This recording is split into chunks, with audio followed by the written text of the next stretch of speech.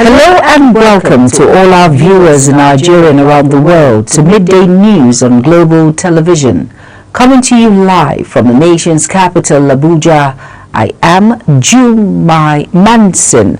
A quick reminder that Global Television is on DSTV channels 365 and Star Times channel 276. Now the news in full. President Bola Tinubu has paid glowing tribute to the late Awujale and permanent ruler of Ijebu land, Oba Sikiru Adetona, describing the late monarch as an exemplary traditional ruler who brought great honor, dignity and pride to the Yoruba race across the globe. Tinubu recounted the contributions and support of the late traditional ruler in his bid to become president in 2023, adding that the Yoruba's rich history would have been incomplete if he had failed to win the election. The president also described the late monarch as a courageous Democrat and dependable ally who stood to be counted and supported the effort of reverse the annulment of the result of the June 12, 1993 presidential election, believed to have been won by the late MKO Abiola. Nasiru Haladu Danu, the Sardana Dutse, has called for a special prayer session in honor of late Nigerian's former President Muhammadu Buhari. The special prayer was held at Ansar Uddin Mosque in Abuja, where Muslim faithfuls gathered to pray for the repose of the soul of the former army general, bringing together religious leaders, government dignitaries, and members of the public. Over now to Kabir Hassan for Global TV. We apologize, that report will be brought in our subsequent bulletin. The federal government has announced that the online recruitment portal for Nigeria's paramilitary agencies reopens on Monday, July 21, 2025, following a temporary suspension to optimize system performance.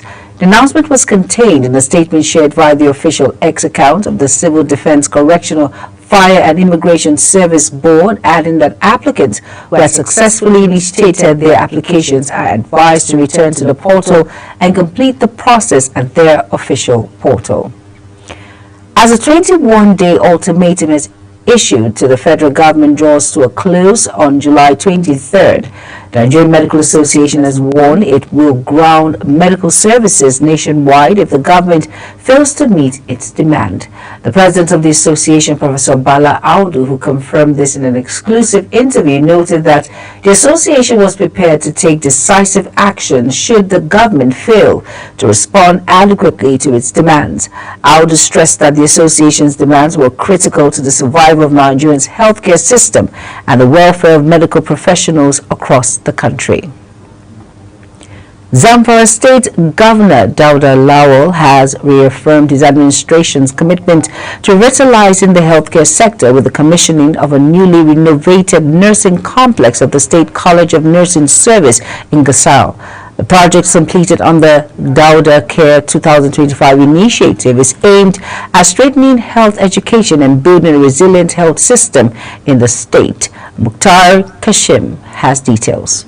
The healthcare sector in Zamfara State has faced years of neglect, marked by inadequate infrastructure, poor funding, and a shortage of medical personnel. In response, Governor Dauda Lawal declared a state of emergency in the sector shortly after assuming office, pledging massive investment in health infrastructure and human capital development. In his remarks, the governor emphasized that the College of Nursing Science has played a vital role in the development of nursing and midwifery manpower in the state. He reiterated his administration's resolve to build the state healthcare architecture by investing in institutions that train essential health workers. We are determined to build a resilient healthcare system by investing in the institutions that produce our workforce. In this regard, therefore, we embark on this ambitious renovation and upgrade project, one that will restore the dignity of this institution and reignite the hopes of its students. Permanent Secretary, Ministry of Health, Zamfara State, Bashir Surajo, says the commissioning of the upgraded nursing college at Zamfara State College of Nursing Science is part of efforts to reposition health institutions across the state. The Permanent Secretary, Ministry of Health, Bashir Surajo Gusau, who represented the Health Commissioner, noted that the upgraded facility will greatly enhance the training capacity of the college and improve the quality of healthcare delivery in Zamfara State.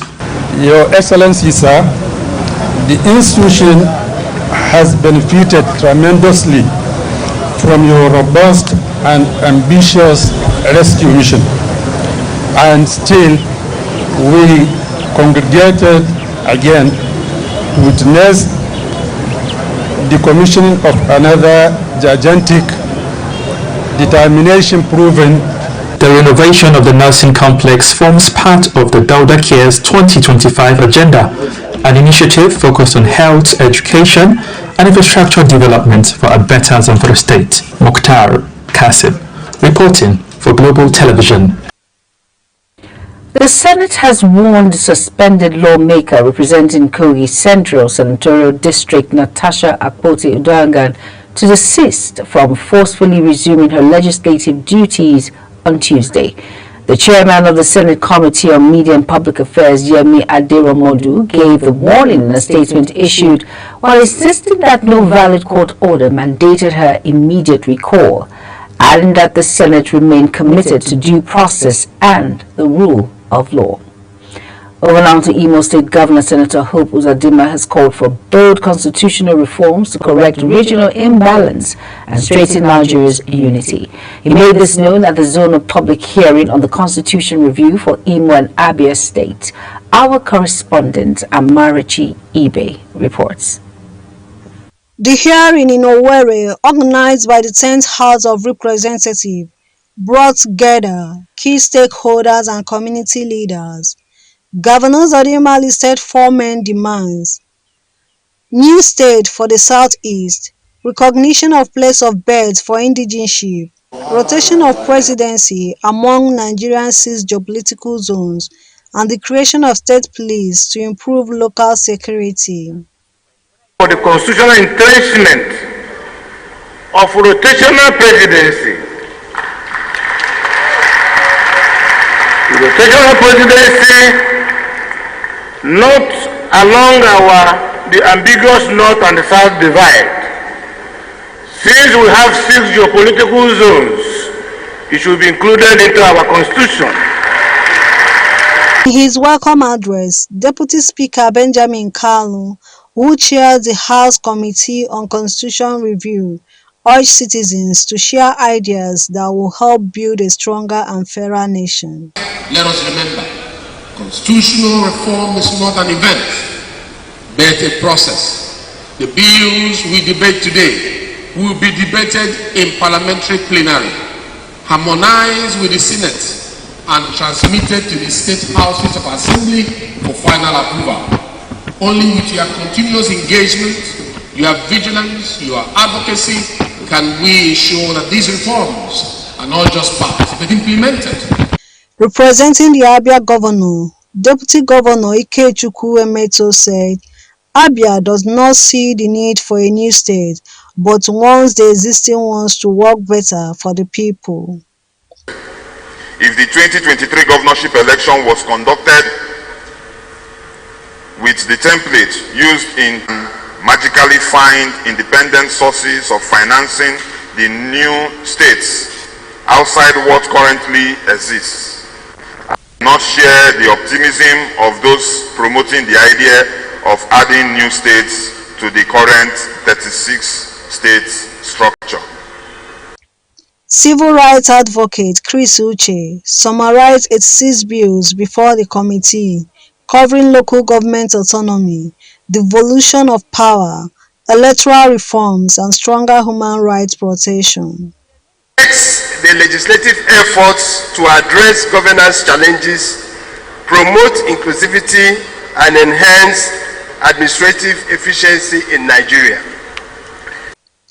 Labor unions, the TUC, and the civil society groups also presented fresh recommendations for equity and grassroots development. The Deputy Speaker assured that all contributions will guide the 10th House of Representatives as it works to amend the 1999 Constitution to reflect the hopes of Nigerians. From Owerri, Amarachi Ibe, reporting for Global TV News. In a related development, stakeholders in the Southwest have renewed calls for constitutional reforms, advocating true federalism, state policing, and the devaluation of power. These demands were made during the Southwest Zone public hearing on the review of Nigeria's 1999 constitution held in Lagos. Bayelsa State has called for the creation of 25 additional local government areas to increase the number of councils in the state from 8 to 33. The request was made by the State Attorney General and Commissioner for Justice, Maria Dambo, at a public hearing of the House of Representatives Committee on the Review of the 1999 Constitution held at the DSP Alamesia Banquet Hall, Yenagoa, the state capital. Dambo hinged Bayelsa's demand on the fact that the current 8 local government areas are overstretched, with some hosting over 150 communities. The 5-man disciplinary committee constituted by the Social Democratic Party National Working Committee to investigate the suspended chairman of the party, Shehu Musa Gaban, on the alleged misappropriation of the party's funds has submitted its report. The committee is headed by retired Vice Marshal Sadiq Abubakar Liman. Over now to Topsy Gimba for more details. The chairman of the committee, Air Vice Marshal Sadiq Abubakar Liman, retired, said in line with the tax and terms of reference, the committee commenced sitting immediately to meet up with the 14 days deadline.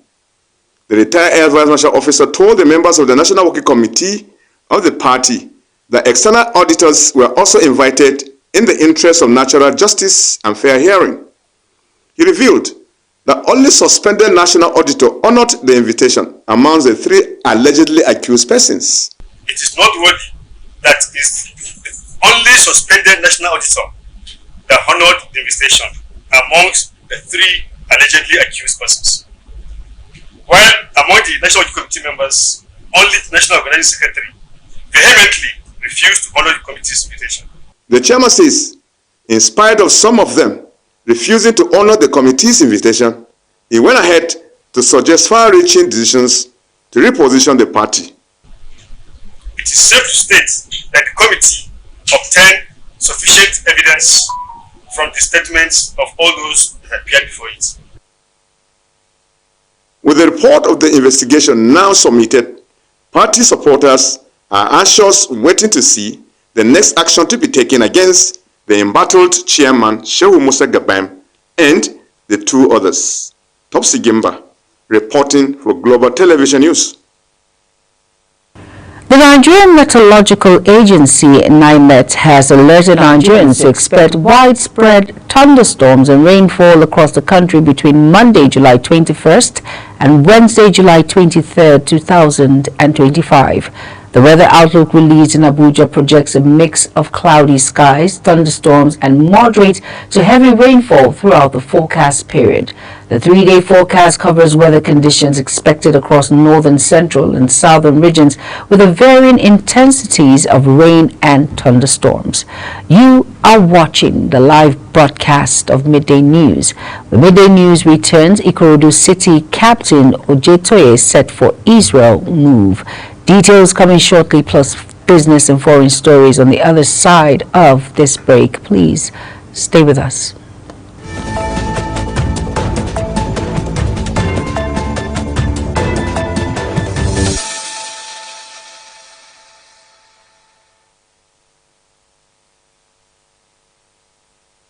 You're welcome back, and if you're just tuning in, this is Midday News on Global Television. Thank you for staying with us.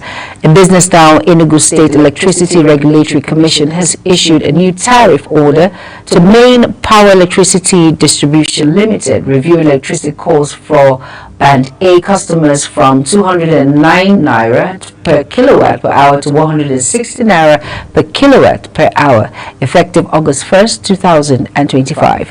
Now, the new tariff was contained in the Commission's order entitled Tariff Order for Main Power Electricity Distribution Limited 2025 and was issued by the Commission. Main Power is a utility that succeeded Enugu Electricity Distribution Company after the state got the approval of the Nigerian Electricity Regulatory Commission to control its electricity market. Importation of textile products into Nigeria rose astronomically by 297.8% within 5 years to 726.18 billion naira in 2024 from 182.53 billion naira in 2020. Data obtained from the National Bureau of Statistics (NBS) shows that textile imports have risen consistently from 2020, when it was 182.5 billion naira, 278.8 billion naira in 2021, 365.5 billion naira in 2022, and 377.1 billion naira in 2023. However, some experts believe that the once thriving textile industry in Nigeria could be revived through bold reforms and targeted infrastructure investment. The 2025 Nigerian Manufacturing Equipment and Nigerian Raw Materials Expo is set to focus on the adoption of indigenous technology to drive local manufacturing in line with Nigerian First policy of the federal government. Speaking ahead of the forthcoming expo scheduled for August 5th to 7th, 2025 in Lagos, President of the Manufacturers Association Nigeria, Francis Michoye, said the expo will act as a key platform for adopting homegrown technology to boost local production and reduce reliance on foreign goods. The theme of the expo, which is being jointly organized by the Manufacturers Association of Nigeria and the Raw Materials Research and Development Council, is accelerating sustainable manufacturing through cutting-edge technology solutions. On foreign scene now, Israeli forces have launched a ground and air assault on the city of Deir al-Balan in central Gaza, as Israel has not launched a ground offensive there during its 21-month war against Hamas. The area is packed with thousands of displaced people from southern Gaza. It's also assumed that Israeli hostages are being held there. The Israeli operation began early on Monday while tanks and military vehicles pushed into the city under heavy artillery and air cover. Japanese Prime Minister Shiragun Ishiba says he will remain in office after his ruling coalition suffered a defeat in upper room elections, prompting some of his own party to deliberate his future as the opposition weigh a no-confidence motion. The embattled premier told the news conference that he will remain in office to oversee tariff talks with the United States and other pressing matters such as rising consumer prices that are staining the world's fourth largest economy. Amid widespread discontent over rising living costs, the far-right Susteto party broke into the political mainstream, picking up 14 seats on top of one existing seat. The party, which only holds 3 seats in the national diet, capitalized on voter frustration over inflation in Japan's moribund economy, with warnings about immigration and populist pledge on tax cuts and social welfare. Iran, France, Germany and the United Kingdom will hold nuclear talks in Istanbul following warnings of the 3 European countries that failure to resume negotiations would lead to international sanctions being reimposed on Tehran. The talks came after foreign ministers of the E3 nations, as those European countries are known, as well as the European Union's foreign policy chief, held that first call with Iranian Minister of Foreign Affairs Abbas Araghchi since Israel and the United States attacked Ukrainian nuclear facilities a month ago. The 3 European countries, along with China and Russia, are the remaining parties to the 2025 nuclear deal reached with Iran, from which the United States withdrew in 2018, that lifted sanctions on Middle Eastern countries in return for restrictions on its nuclear program. Over now to sports story. Now, June 20th each year is set aside for the commemoration of the International Chess Day, a global celebration of one of the world's oldest and most strategic games. Here in Nigeria, the chess community has marked the occasion with a strong focus on youth development and national representation. Anita Patrick reports from where players, enthusiasts and stakeholders gather in honor of Rising Star. Tanisin Olisa. Ahead of International Conference on Democracy in a show of unity aimed rising global authoritarianism, heads of states, civil society leaders, and human rights advocates called for urgent collaborative actions to defend fundamental freedom, uphold transparent governance, and restore public trust in domestic institutions worldwide.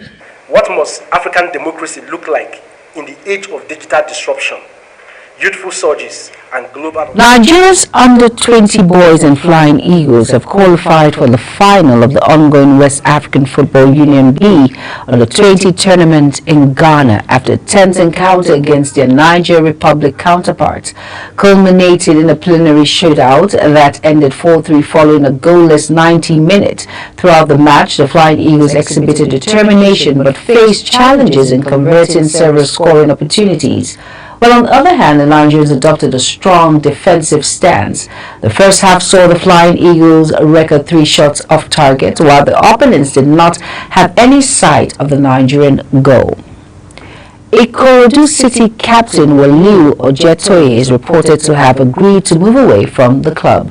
Reports say Ojetoye has agreed a 1-year loan deal with an option to buy with Israeli club Hapoel Jerusalem. Ojetoye hit the headlines with his impressive performance for Ikorodu City last season. And that's it on Global TV Midday News. A quick reminder that Global TV is on DSTV channel 365 and Star Times channel 276. Kindly follow us across all social media platforms now showing on your screen by using @GlobalTVNG. I am Jumai Manson. Thank you for watching. Good afternoon.